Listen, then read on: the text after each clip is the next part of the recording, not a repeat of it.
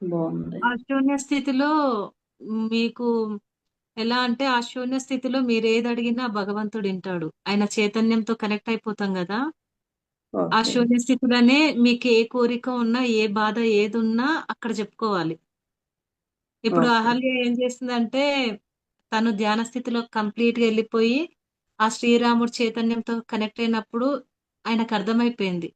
అలాగే మనము ఆ భగవంతుడితో ఆయన చైతన్యంతో కనెక్ట్ అయినప్పుడు, మనదంతా ఆయనకర్థమైపోతది. మనం చెప్పకపోయినా మనదంతా తెలిసిపోతది.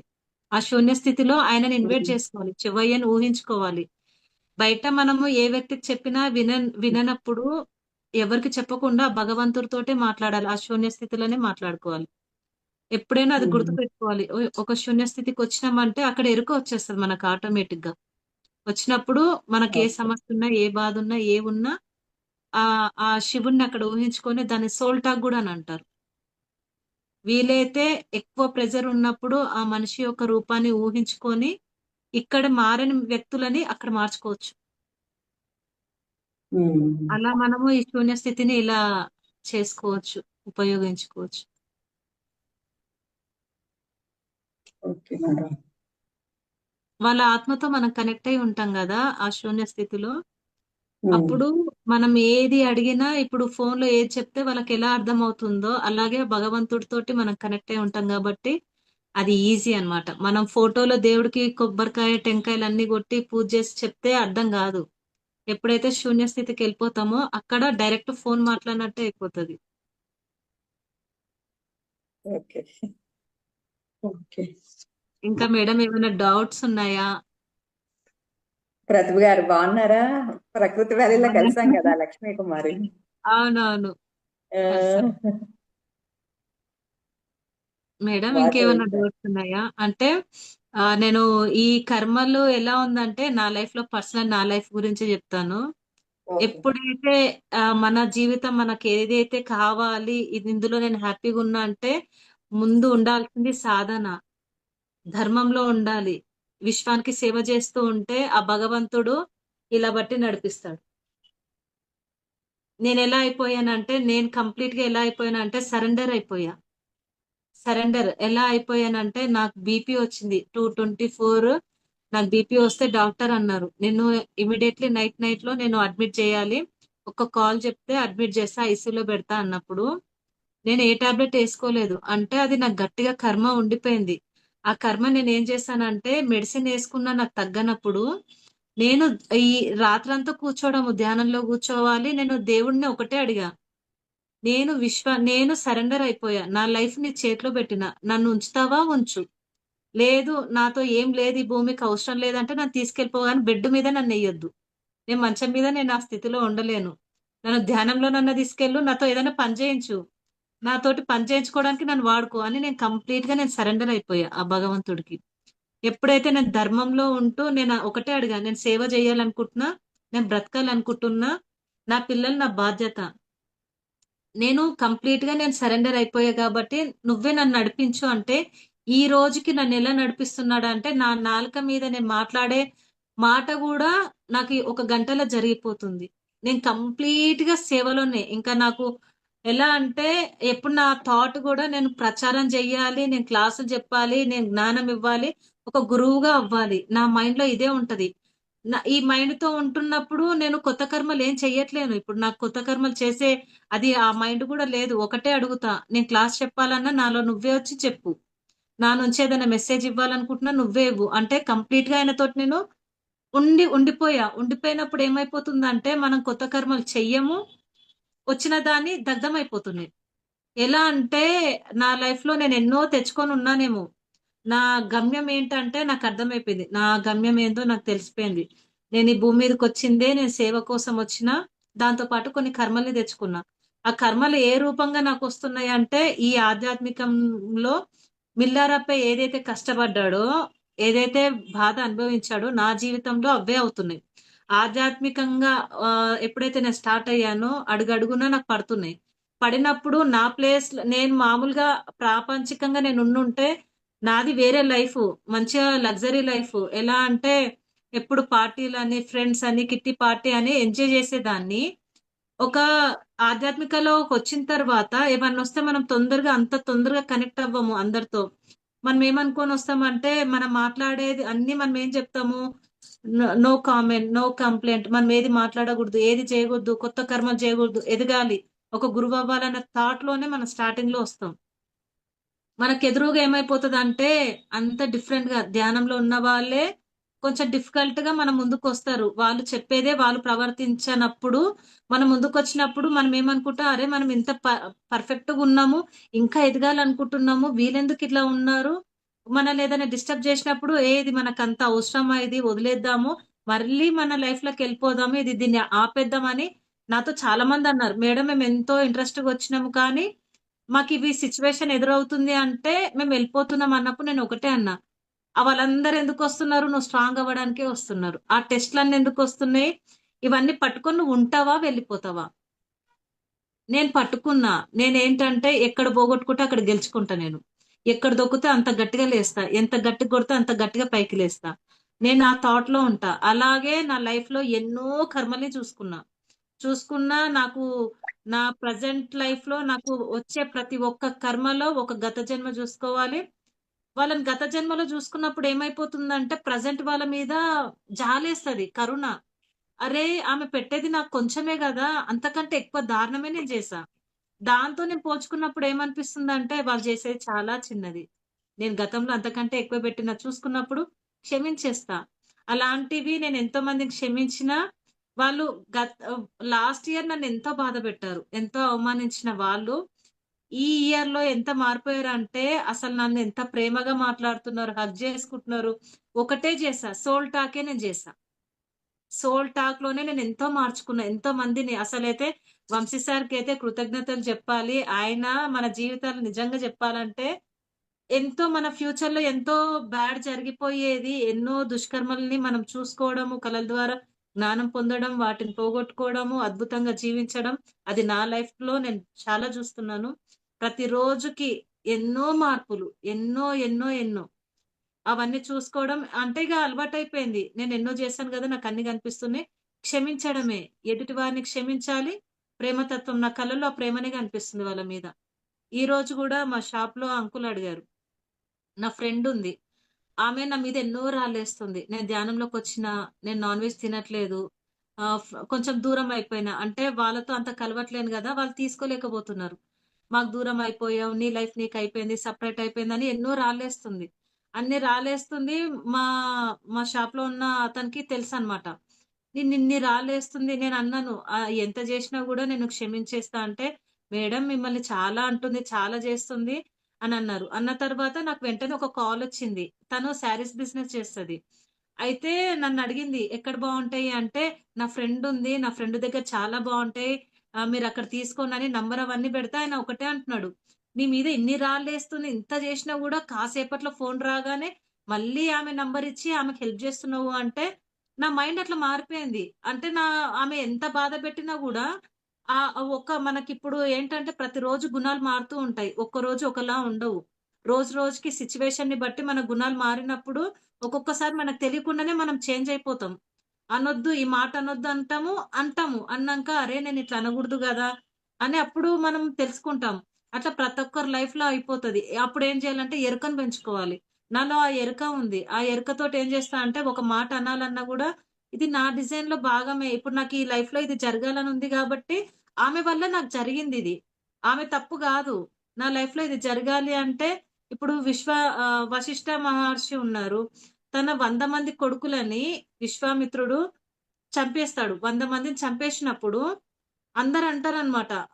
ఆయన మీ 100 మంది కొడుకులను చంపేశాడు అన్నప్పుడు, నాకిది జరగాలని ఉంది కాబట్టే ఆ థర్డ్ ఆయన వల్ల ఇది జరిగింది. నా జీవితంలో ఇది ఉంది. ఇది నేను అనుభవించాలి, బాధపడాలని ఉంది గాబట్టి, ఆయన ద్వారా ఇది జరిగింది. ఆయన ఒక పాత్ర. నా జీవితంలో ఆయన ఒక పాత్ర. అంతే. పాత్రధారి మాత్రమే. ఆయన నాకేం జేయలేదు. నా లైఫ్‌లో ఈ బాధ కలగాలనుంది గాబట్టే ఆయన ద్వారా జరిగింది అని లైట్ తీసుకుంటాడు. ఇప్పుడు నా లైఫ్‌లో గూడా ఏ పర్సన్ నన్నెంత ఇబ్బంది పెట్టినా గూడా అక్కడేమనుకుంటా అంటే, నేచర్ నాకేదో చూపిస్తుంది. నన్ను అలర్ట్‌గా ఏదో ఇక్కడ నేర్చుకో అని నాకు చెప్తుంది. అక్కడ నేను నేర్చుకోవడమే. నా జీవితంలో నేను నేర్చుకోవడమే. ఎప్పుడైతే నేను మనుషుల్ని చదువుతున్నానో, ఒక మనిషిని చదువుతున్నాను. ఈ ప్రాబ్లమ్ వచ్చిందంటే అక్కడ నేను ఏం తెలుసుకోవడానికి నాకు నేచర్ చూపిస్తుంది. అవి నేను ఎప్పుడైతే పట్టుకుంటున్నానో ఫస్ట్ స్టార్టింగ్‌లో చిన్న ఫీలింగ్ ఉంటది. నాకుంటది ఎవరికైనా. ఎందుకంటే ప్రతిరోజు మార్నింగ్ నుంచి మనము అనుకుంటాం మార్నింగ్ ఈ రోజంతా ఫ్రెష్‌గా అనుకుంటాము. ఏదో ఒక సిట్యుయేషన్ మన ముందుకొచ్చినప్పుడు థాట్స్ కొంచెం చేంజ్ అవుతాయి. ఆ చేంజ్ అయినప్పుడు ఎరుకను పెంచుకుంటా. నేను భగవంతుడిని ఒకటే అడుగుతా. ప్రతి పరిస్థితిలో ఏ పరిస్థితి ఎదురైనా నాకు ఎరుకను పెంచండి. ఆ సిట్యుయేషన్‌ని నేను దాటాలి. అక్కడ నేను కొత్త కర్మ చేయొద్దు అనుకుంటాను గదా! ఎదుటి వాళ్ళు ఎంత బాధ పెట్టినా, ఏం చేసినా అక్కడ ఎరుకతోనే ఉంటా. నాకు తెలియకుండా నేనే వాళ్ళకి సహాయం జేస్తా. ఇప్పుడు నన్ను ఎవరైనా తిట్టినా, రాళ్ళేసినా గూడా, బాధ పెట్టినా గూడా నేనేం చేస్తా అంటే, అనుకోకుండా కాసేపట్లో ఆ బాధను నేను పోగొట్టుకొని, వాళ్ళతోటి ఏమంటారు మనసులో ఒక ఫీలింగ్ అన్నమాట. ఈ ప్రెజెంట్ నన్ను బాధ పెట్టిందంతా వదిలేస్తా. గతంలో నన్ను ఇష్టపడ్డది లవ్ ఉంటది గదా! అది నాకు గుర్తొస్తది. అప్పుడు తన మీద నాకేం ఫీలింగ్ ఉండదు. ఇప్పుడు నా ఇంట్లో నా కూతురుంది. నేనెలా జూస్తానంటే ధ్యానం చెయ్యని వాళ్ళని పిల్లల్లానే జూస్తా. ధ్యానం జేసేవాళ్ళు పెద్దవాళ్ళలా జూస్తా. ఎలా అంటే ఇప్పుడు వాళ్ళ పిల్లలతోటే సమానం. వాళ్ళకేం తెలీదు. వాళ్ళేమన్నా గూడా అరే! ఇప్పుడు మన పిల్లలైతే మనం అంటాం గదా!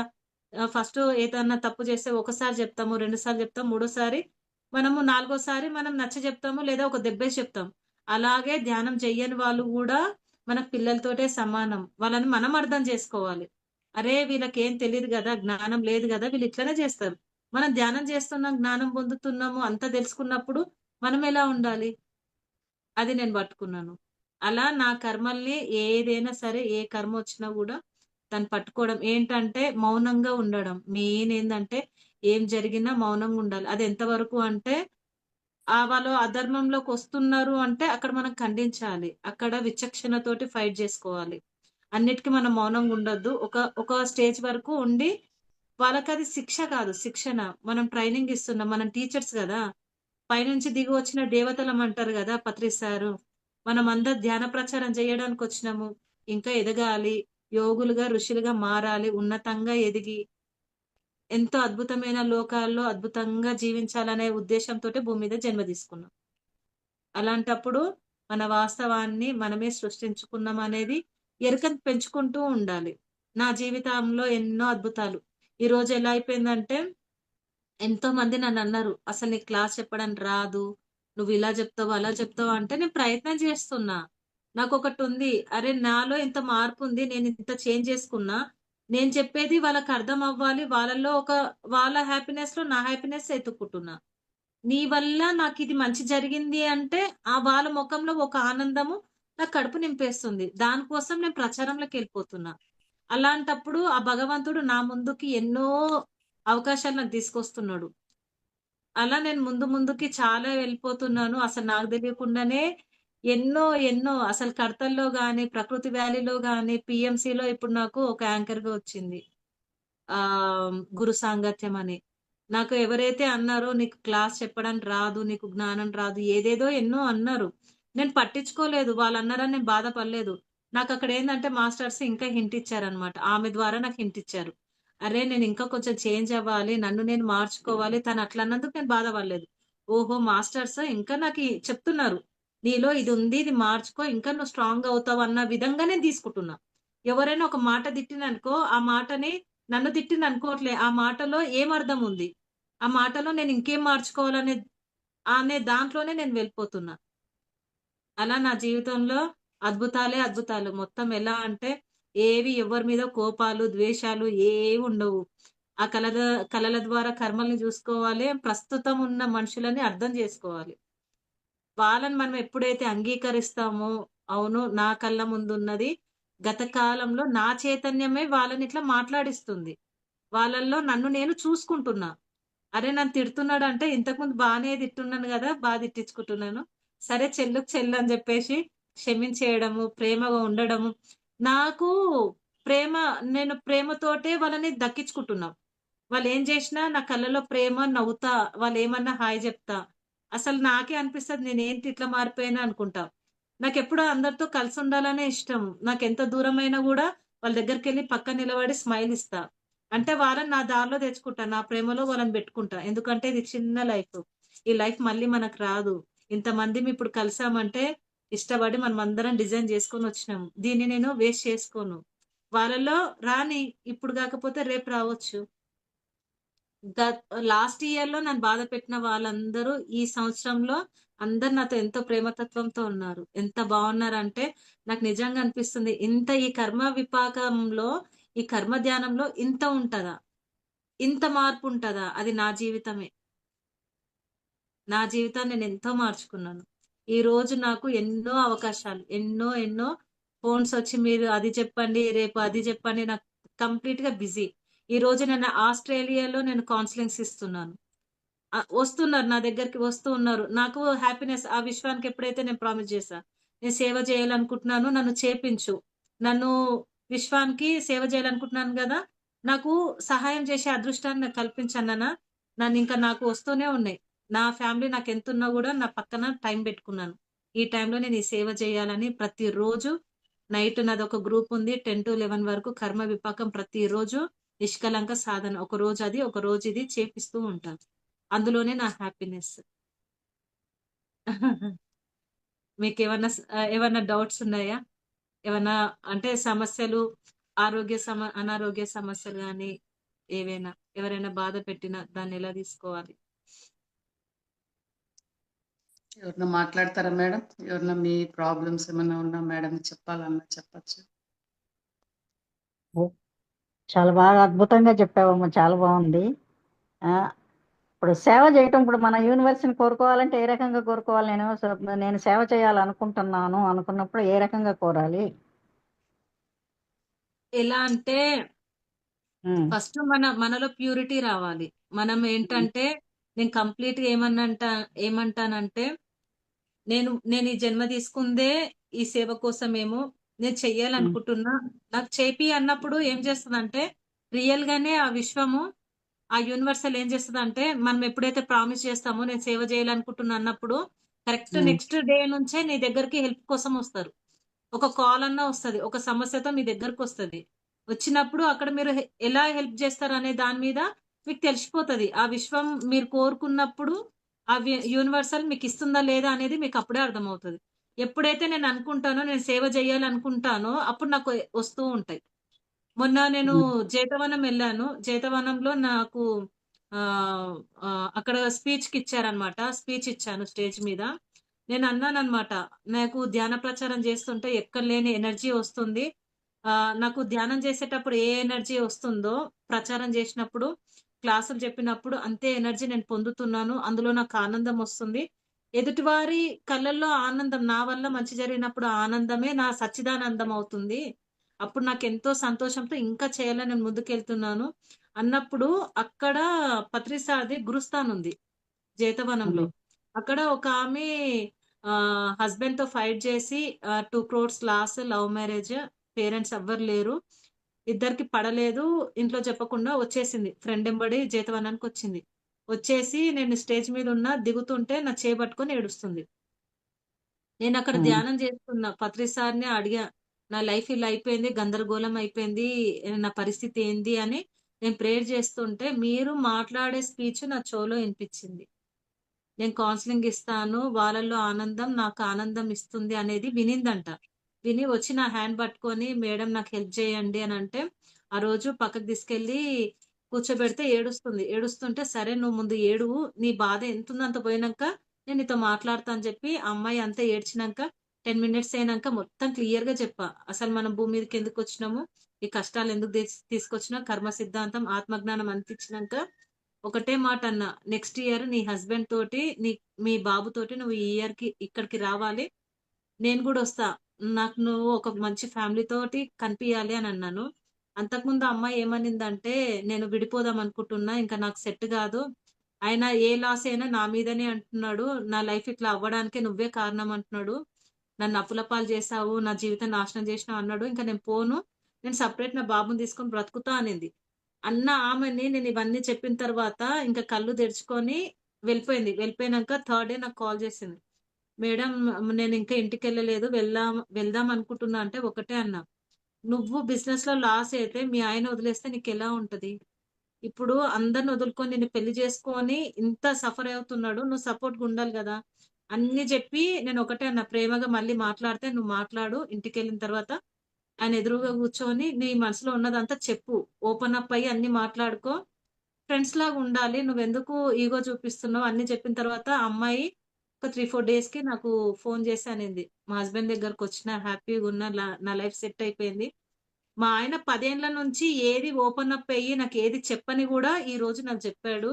నేను చాలా హ్యాపీగున్నా. మీరన్నట్టే నువ్వు ఏదైతే సమస్యతో ఉన్నావో నీలాంటి సమస్యతో ఉన్న వాళ్ళు నీ దగ్గరకొస్తారు. నువ్వెప్పుడైతే సరెండర్ అవుతావో, నేను సేవ చేస్తా, నన్ను ఈ సమస్య నుంచి బయట పడేయి అని నువ్వెప్పుడైతే విశ్వంతో కోరుకుంటావో, ఆ దేవుడితో నువ్వు అంటావో, నీలాంటి వ్యక్తులే నీకు ఎదురుపడతారు. నువ్వు సేవ చేస్తే నీ కర్మ దగ్ధమవుతది. నువ్వు సేవలకు రా అన్నా. అలాగే ఆస్ట్రేలియాలో ఆ ఇద్దరు వ్యక్తులు ఈమె దగ్గరికి రావడము, ఆ అమ్మాయికి కొంచెం కౌన్సెలింగ్ ఇవ్వడం రాక నాకు కనెక్ట్ జేసింది. ఇప్పుడేమంటుంది, నా జీవితంలోకి నువ్వు అద్భుతంగా మెరుపులాగా నా జీవితాన్నొచ్చి మార్చేసావు అన్నప్పుడు హ్యాపీనెస్. ఆ హ్యాపీనెస్‌కి ఏం జేస్తానంటే ఇంకొంచెం, ఇంకొంచెం అది నా వల్ల ఒక వ్యక్తి లైఫ్ బావుంది గదా! ఈరోజు సంతోషంగుంది గదా! అలా అన్నమాట. ఇప్పుడు మనం ఏదైతే ప్రామిస్ చేస్తామో నేను సత్యంతో జీవిస్తా, ధర్మంలో జీవిస్తా, నేను విశ్వానికి సేవ జేస్తా అని ఎప్పుడైతే మనం అనుకుంటామో, అప్పుడు మనకు టెస్టులనమాట. మీ దగ్గరికి పంపిస్తారు. ఏదో ఒక ఫోను కాల్ ఒస్తది. ఏదో హెల్ప్ కోసం.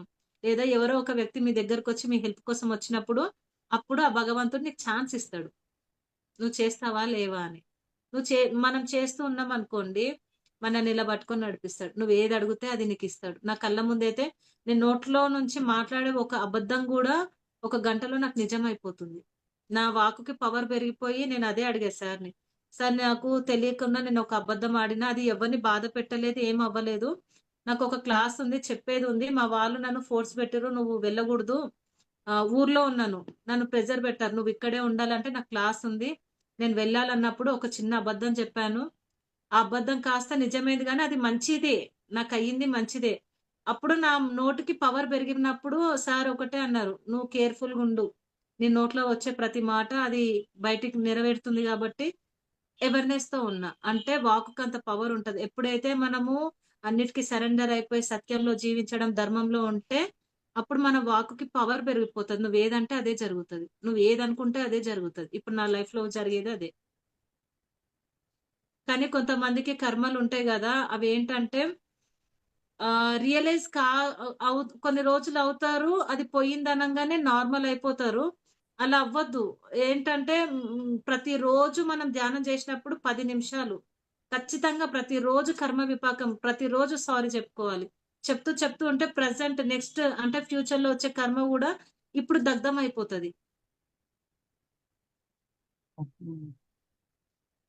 ఓకే అమ్మా. చాలా అద్భుతంగా ఇచ్చారు స్పీచ్. చాలా బాగుంది. Thank you.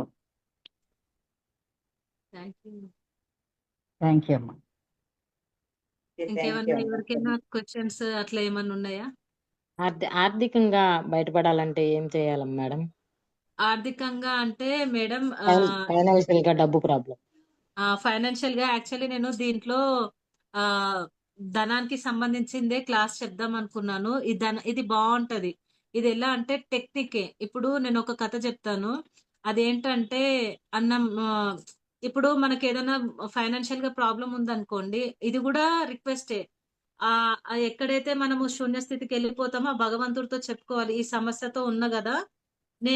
నన్ను ఈ సమస్య నుంచి గతంలో నేను ఈ బాధను ఎవరికో పెడితేనే గదా! ఇప్పుడు నేను పడుతున్నా.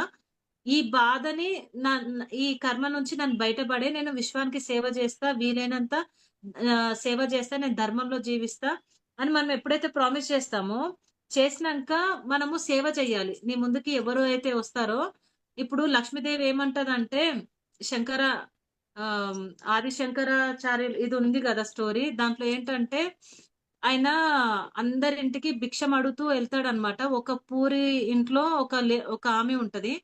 ఆమెనెళ్లి అడుగుతాడు. "నాకు కొంచెం భిక్షం ఎయ్యమ్మా" అనంటే ఆమేమంటదంటే, "నా దగ్గర ఏం లేదు. నేను 3 రోజులవుతుంది అన్నం తినక" అనంటది. అన్నప్పుడు ఏం చేస్తాడంటే, "ఏదో అంత కొంచెం ఇవ్వు" అంటే, "ఏం లేదు" అంటే ఆయనకు బాధ అనిపిస్తది. అనిపించిన తర్వాత లక్ష్మీదేవిని ప్రత్యక్షం చేసుకుంటాడు. చేసుకొని అడుగుతాడన్నమాట. "అమ్మ, నీ దగ్గర ఇంత ధనం ఉంది. ఇంతుంది గదా! తరగనంత ఉంది గదా! ఇలాంటి వాళ్ళకి నువ్వు దానం చెయ్యొచ్చు గదా!" అంటే ఒకటే అంటది, "నా దగ్గర తరాలు తరాలు ఎంతో మందికి సరిపడే ధనం ఉంది.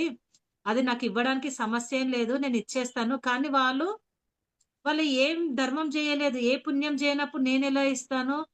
ఆమె ఇంతవరకు ఏ పుణ్యం చేయలేదు. పుణ్యం చేస్తేనే మనకి అది దక్కుతది. భోగమేనా, యోగమేనా ఈ పుణ్యం చేస్తేనే వస్తది. అయితే ఆమెతోటి నువ్వు పుణ్యం చేపిచ్చు. దానం ఇప్పియి. దానం ఇస్తే పుణ్యం వస్తది. ఆ పుణ్యం భోగంగా మారుతది అన్నప్పుడు ఆయన ఎళ్లి మళ్ళీ అడుగుతాడు. అమ్మా ఏదున్నా నువ్వు నాకియ్యి అంటే వాళ్ళ ఇంట్లో ఒక ఉసిరికాయ, ఎండిపోయిన ఉసిరికాయ ఉంటది గదా! ఆమె తిట్టుకుంటొస్తది. తిట్టుకుంటొచ్చేసి ఇస్తదనమాట. ఆయన చేతిలో బెడతది. పెట్టినప్పుడు లక్ష్మీదేవికి మళ్ళెళ్లి చూపిస్తాడు. ఇగో చూడమ్మా నేను దానం దీపిచ్చుకున్నాను. నాకిచ్చింది అనంగానే ఆమె ఏం చేస్తది? ఆ ఉసిరికాయ అంత బంగారు నాణాలు ఆమె మీద పడేస్తది. అంటే ఆ ఎండిపోయిన ఉసిరికాయ దానం చేస్తేనే అన్ని ఉసిరికాయలు పడ్డాయి అంటే, మన చేతో మనం ఏదన్నా పుణ్యం దానం చేస్తేనే పుణ్యం వస్తది. పుణ్యం భోగంగా మారుతది. మనం దానం చెయ్యాలి. అయితే ఏమైపోతుందంటే ఇప్పుడు గోల్డ్ షాప్‌లో ఉంటది. వాడి దగ్గర అందరూ గోల్డ్ తాకట్టు పెడుతూ ఉంటారు. పెట్టినప్పుడు బాధపడుతూనే పెడతారు వాళ్ళు. పెట్టినప్పుడు ఆ షాప్‌లో ఓనర్‌కి ఒకటి చుట్టుకుంటదనమాట. ఒక పాపము. అంటే వడ్డీ తీసుకున్నప్పుడల్లా వాళ్ళ బాధ ఉంటది గదా!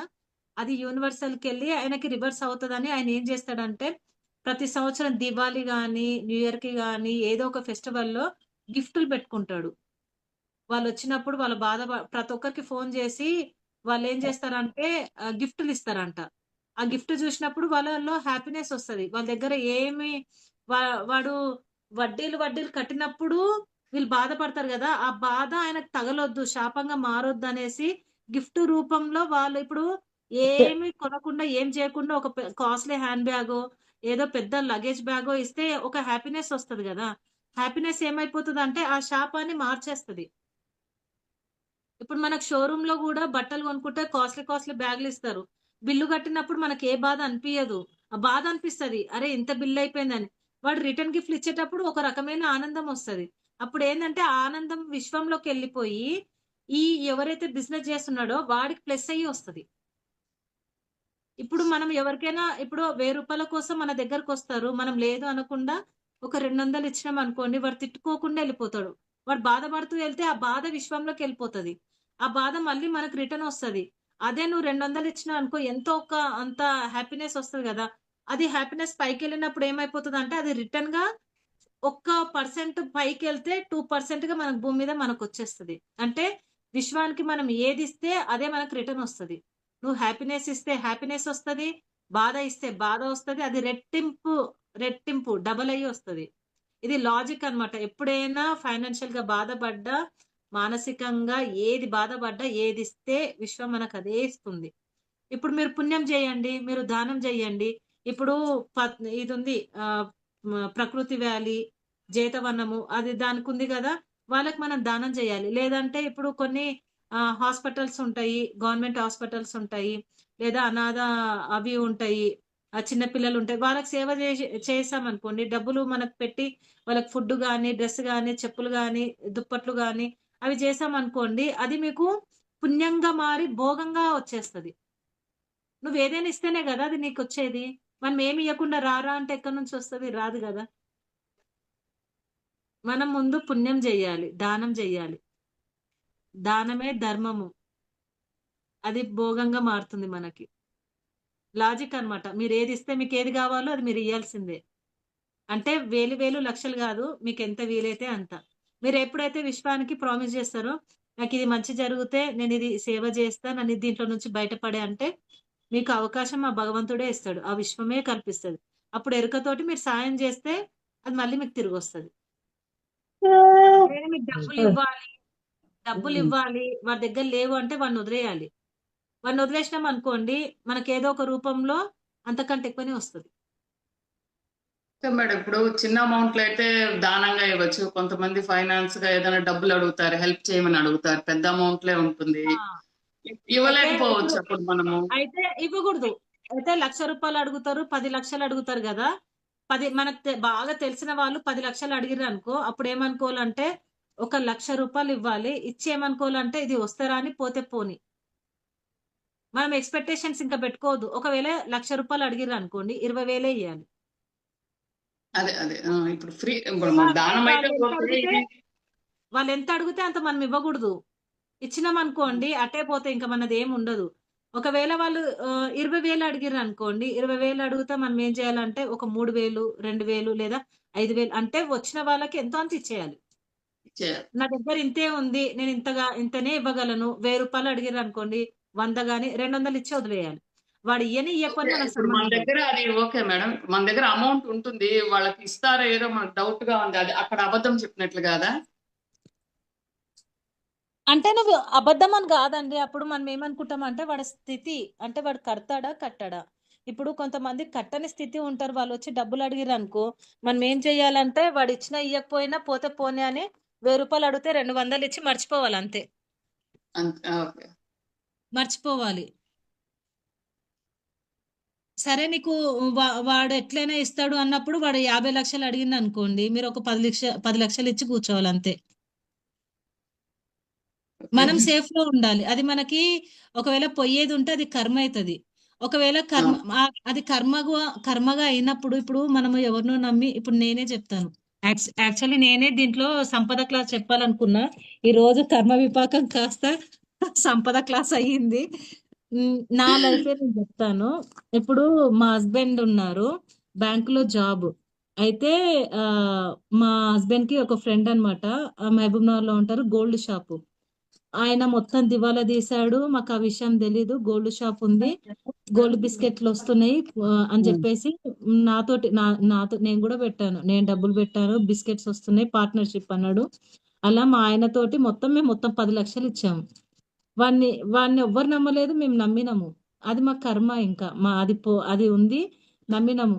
అయితే బ్యాంకుకే వెళ్ళిపోయి మా హస్బెండ్ ఎక్కడైతే జాబ్ చేస్తాడో అక్కడికి వెళ్ళి వాళ్ళ ఫ్రెండ్స్ తోటి కూడా పెట్టించిండు. అంటే ఒక 2 lakhs కి 5% లాగా అట్లా మా హస్బెండ్ కూడా ఇప్పించాడు అనమాట.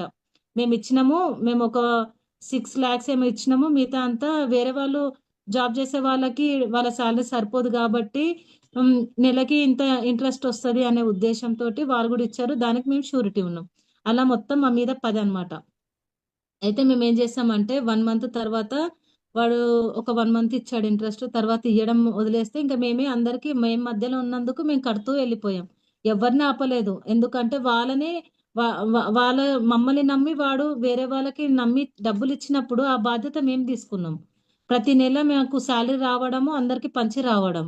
ఇదే జరిగింది. ఆ టైంలో మా హస్బెండ్ ఏందంటే ఆహ్, జాబ్ చేస్తూ పక్కన బిజినెస్ చేసేవాడు. Home loans, business loans. అయితే మాకు సాలరీ కంటే బిజినెస్‌లోనే డబ్బులు ఎక్కువొచ్చేది. యాక్చువల్లీ మా మా ప్లానింగ్ ఏంటంటే మాకు కొత్తగా పెళ్ళైనప్పుడు మా హస్బెండ్ బిజినెస్‌లోకి వెళ్ళాలనుకున్నాడు.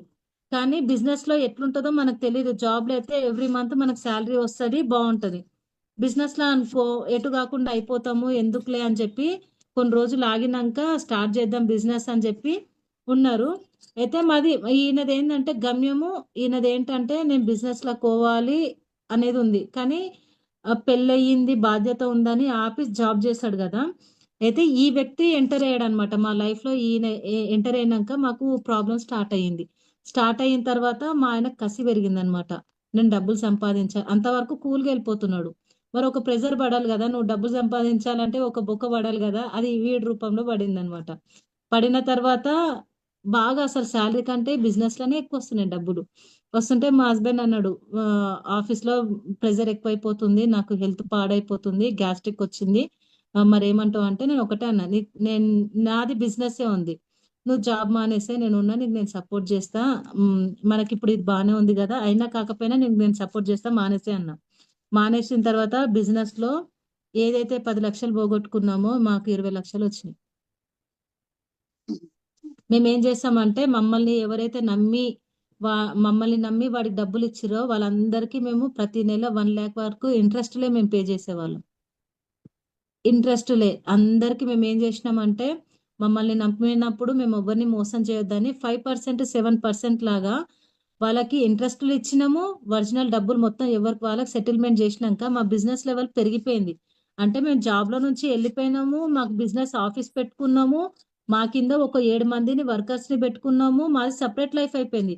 ఇప్పుడు జాబ్ నుంచి బిజినెస్ వరకు వచ్చిందంటే ఎవరి వల్లొచ్చింది? ఆ మధ్యలో థర్డ్ పర్సన్ వల్లనే నాకొచ్చింది. అంటే మేము సంపాదించి డెవలప్ కావాలని ఉంది. అది ఎట్లా అవుతది? నాకొక ప్రెషర్ పడాలి. ప్రెజర్ ఎక్కడ ఈ వ్యక్తి నుంచే నాకు ప్రెజర్ పడింది. అంటే మా హస్బెండ్ అన్న వాడు డబ్బులు 10 lakhs ఇవ్వాలి కదా, నువ్వు ఏం అడగట్లేవు అంటే, వాడి వల్ల మనకు మంచి జరిగింది, వాడు పెట్టిన ప్రెజర్కే కదా ఈ రోజు బిజినెస్ లకు పడ్డం, లేదంటే అదే జాబ్ చేసుకుంటూ ఉండేవాళ్ళము అన్నాడు. ఎప్పుడైతే మనం ధర్మంలో ఉంటామో అంతకు మించి వస్తుంది మనకి. మేము ప్రతి ఒక్కరికి ఇచ్చేసాం, ప్రతి ఒక్కరికి అందరికి ఇచ్చామా, మేము పోగొట్టుకున్న దానికంటే ఎక్కువనే వచ్చినాయి. అంటే మనకు వీడి నుంచి రాలేదు, ఇతని నుంచి రాలేదు, పక్క నుంచి వేరే నుంచి మాకు వచ్చినాయి. అట్లా తీసుకోవాలి. ఇంకా ఏమైనా డౌట్స్ ఉన్నాయా? Thank you madam, thank you, చాలా బాగా చెప్పారు. ఒక రోజు సంపద క్లాస్ ఇస్తానులేండి, అందులో బాగుంటది, అందరికీ యూజ్ అయ్యేది అనుకుంటున్నాం. మంచి ఒక సంపద క్లాస్ ఇద్దాము. దాంట్లో చాలా టెక్నిక్స్ ఉంటాయి. అంటే మనము ఉన్నదాన్ని ఎట్లా కాపాడుకోవాలి, ఆ ఇంకా ఎలా ఆ ధనాన్ని ఎట్లా అట్రాక్షన్ చేయాలి, తప్పకుండా మేడం. ధనాన్ని ఆకర్షించడం ఎలా, సంపదని పొందడం ఎలా, ఇవన్నీ దీని గురించి నేను అనుకున్నా అసలు క్లాస్ ఇవ్వాలి దీని గురించి అనేసి. నెక్స్ట్ టైం నేను ఈ క్లాస్ చెప్తాను, సంపద క్లాస్. తప్పకుండా madam. Okay madam. Next class లో మీకు ఏమైనా డౌట్స్ ఉంటే సంపద గురించి అడగండి, నేను దానికి ఇంకా క్లారిటీ ఇస్తాను. Okay okay madam. Okay, thank you madam. ఇంకా మేడం ఎవరన్నా మాట్లాడతారా మాస్టర్స్? మీ డౌట్లు ఎవరైనా ఏమన్నా ఉంటే మాట్లాడతారా? అడుగుతారా?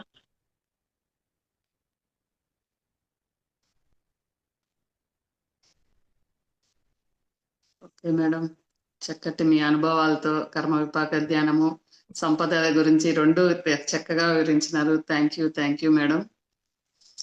Thank you madam.